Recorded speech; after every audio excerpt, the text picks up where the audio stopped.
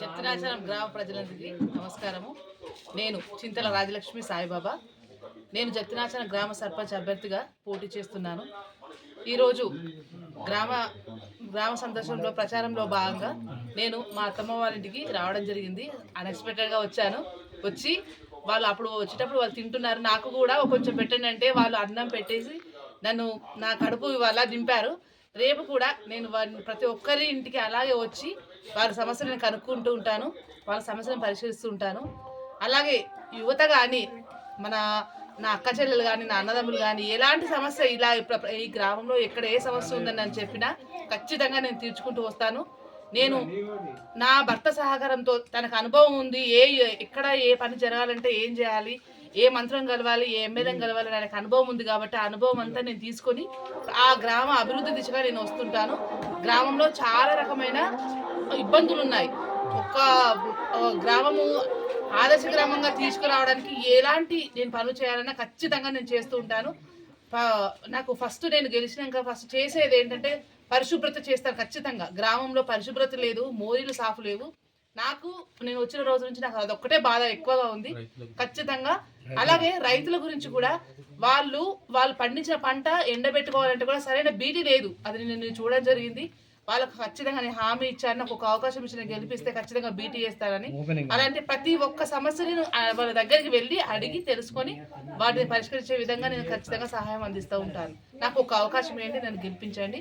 అధికారంలో ఉంటే నాకు సర్పంచ్ పదవి అనేది నాకు హోదా గురించి కాదు, ఖచ్చితంగా సేవ గురించి. నాకు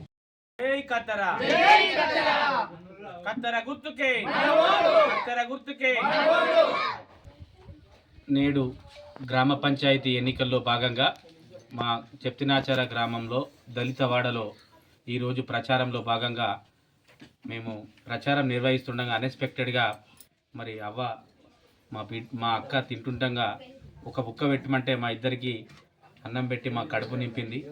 నిజంగా వారు గతంలో అస్పృశ్యత, అంటరానితనం ఇవన్నీ ఉండే గతంలో, ఇప్పుడు అలాంటివి లేవు, అందరూ సమానమే అని మా రేపు కాబోయే సర్పంచు మరి అభ్యర్థిని రాజ్యలక్ష్మి సాయిబాబా గారు ఇవాళ దానికి నిదర్శనంగా ఇలా భోజనం చేయడం జరిగింది. దళిత బిడ్డ ఇంట్లో ఎవరు కాదు, దళిత బిడ్డలు కాదు, బీసీ బిడ్డలు కాదు, ఎవరైనా అందరూ సమానులే, అందరికీ ఒకటే రక్తం ఉంటుందని నిరూపించుకున్నది. రేపు భవిష్యత్తులో కూడా మరి సర్పంచ్ అయిన తర్వాత ఈ విధంగానే పనిచేస్తుంది. అందరినీ కలుపుకొని కుల మతాలకు అతీతంగా మరి అక్క చెల్లెళ్ళు అన్నదమ్ములకు అతీతంగా అందరికీ కూడా సమానమని నిరూపిస్తున్నటువంటి చదువుకున్న మహిళా విద్యావంతురాలు మన గ్రామ బిడ్డ. రేపు చదువుకున్న బిడ్డ ఇలా సర్పంచ్ అయితే గ్రామంలో ఇట్లాంటి అసమానతలు, అస్పృశ్యతలను నిర్మూలిస్తూ మరి చదువుకునే యువతకు ఆదర్శంగా ఉండాలి, మహిళలకు ఆదర్శంగా ఉండాలన్న సదుద్దేశంతో నేడు ఆమె చదువుకున్నది. ఒక టీచర్ ఉద్యోగానికి కూడా అర్హత సాధించినటువంటి ఈమె రేపు టీచర్ కావాల్సిన అయితే ఒక కుటుంబానికి సేవ చేస్తుంది, మరి సర్పంచ్ అయితే గ్రామానికి సేవ చేస్తున్న సదుద్దేశం, ఆ లక్ష్యంతో గ్రామ అభివృద్ధి కోసమై మరి ఈ ఎన్నికల్లో పోటీ చేస్తున్నది. మా బీసీ బిడ్డ, మా బహుజన బిడ్డ, దళితులకు మరి బీసీలకు మరి అనేక సమస్యలు ఉన్నాయి. రేపు సమస్యల మీద కూడా పోరాడుతుంది. మరి గ్రామంలో అనేక సమస్యలు ఉన్నాయి. మరి రైతులే కావచ్చు, మహిళలకే కావచ్చు, ఏవైనా కావచ్చు. రైతులకు సంబంధించిన మొట్టమొదటి కార్యక్రమం మరి పండించిన పంటను ఎండబెట్టుకోవడానికి ఎంత ఇబ్బంది, పండించడానికి ఎంత కష్టమవుతుందో ఆరబెట్టడానికి కూడా అంత కష్టం అవుతుంది. నేను అకాల వర్షాలు వస్తే రైతులు నష్టపోతున్నారు. వాటికి కావాల్సిన సరి అయిన బీటీని మొట్టమొదటిగా మరి మంత్రి దగ్గర పట్టుబట్టి నాకున్న అనుభవాన్ని నా భార్య ద్వారా రేపు సర్పంచ్ అయితే మరి ఆ బీటీని నిర్మించే కార్యక్రమం ఎంత వీలైతే అంత నిధులను తీసుకొచ్చి మరి శాశ్వత పరిష్కారం చూపించడానికి నా భార్య ద్వారా శాయశక్తుల కృషి చేస్తా. అదేవిధంగా మరి గ్రామంలో అనేకంగా చూస్తే మరి ఫంక్షన్ హాల్ నిర్మాణమైంది. వాటిని కూడా పేద ప్రజలందరూ కూడా మరి వాడుకలకు తీసుకొచ్చి ఎక్కడైనా ఫంక్షన్ చేస్తే 50,000 రూపాయల నుంచి 1,00,000 రూపాయలు అవుతుంది ఖర్చు. అది కూడా మనకు సేఫ్ అవుతుంది కాబట్టి ప్రజలకు, మన బీద ప్రజలకు అందరికీ ఉపయోగపడుతుంది. మరి 2 బెడెడ్ హాస్పిటల్ నిర్మాణం అయినది, మరి అందుబాటులో లేదు. వైద్యం అకాలమైన వర్షాలే కావచ్చు, రోగాలకే కావచ్చు, ఏవైనా ఏ రోగం వచ్చినా ఇమ్మీడియట్లీగా మన వైద్య పరీక్షల కోసం, వైద్యాన్ని కోసం మరి 2 బెడెడ్ హాస్పిటల్ నిర్మించి మరి నిరంతరం వైద్య సేవలు అందించడానికి కృషి చేస్తాము. అదేవిధంగా అనేక సంఘాలు ఉన్నాయి ఇక్కడ. మరి గౌడ సంఘాన్ని ఆల్రెడీ మీకు గుర్తుగా మేము గౌడ సంఘం నిర్మించడం జరిగింది. గతంలో అంబేద్కర్ భవనానికి నిర్మాణం కోసం కూడా 25 లక్షలు శాంక్షన్ చేయడం జరిగింది. స్థల వివాదంతో ఆగిపోయింది. అదేవిధంగా యాదవ సంఘానికి కూడా మరి స్థలాన్ని లేక మరి 25 లక్షల రూపాయల ఫండ్స్ వెనకకు పోయినాయి. తిరిగి తీసుకొస్తాం, కొట్లాడతాం. గ్రామానికి వచ్చే నిధులే కాదు, గ్రామానికి రావాల్సినటువంటి నిధులను ఇంకా ఎక్కువగా అనేక మంత్రులను నాకు తెలుసు, నాకు అనుభవం ఉంది.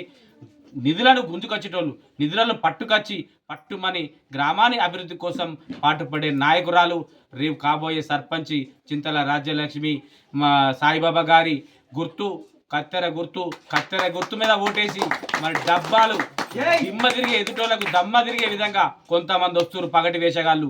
మరి హైదరాబాద్లో ఉంటుర్రు, లేకపోతే ఎక్కడెక్కడో ఉంటుర్రు. అనేక వాళ్ళ పరిస్థితులు తెలుసు, నా అనుభవం తెలుసు. ఏ ఒక్క అన్న పైసా కూడా ఆశించకుండా నిస్వార్థంగా పనిచేస్తున్న నేను ఇప్పుడు నా భార్యకు అవకాశం వచ్చింది. ఆమె గుర్తు కత్తెర గుర్తు మీద ఓటేసి మీరందరూ మా బిడ్డలు, మా బహుజన బిడ్డలందరూ కూడా ఏకమై ఆ బిడ్డను గెలిపిస్తారని ఆశిస్తూ మీ ఆశీస్సులు, మీ ఆశీర్వాదం కావాలి. ఈ కత్తెర గుర్తుపై ఓటేయాలి.